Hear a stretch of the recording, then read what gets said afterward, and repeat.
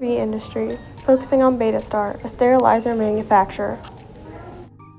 The flow of work, everything typically starts with sales. So it's sales job to land projects that feed the rest of the organization. We typically service colleges and universities, as well as hospitals and research labs. Once sales has a project, it then goes to engineering, and engineering produces drawings and what we call bills of materials. Here in engineering, we have a really important job to make sure everything's correct, because literally the rest of the organization are going to use those drawings to produce the equipment. Once it leaves engineering, it goes to planning. Planning reviews those drawings.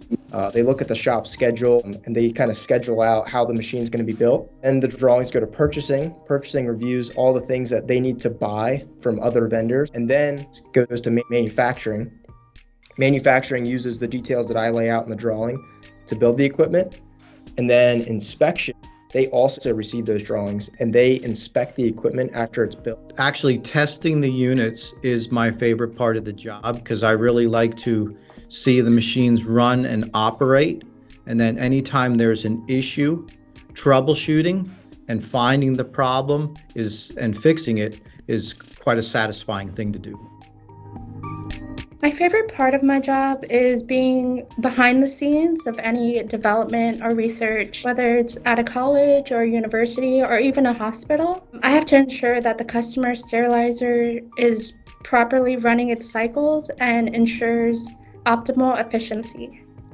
It's my job to review those specifications and make sure that our equipment meets the customer specs.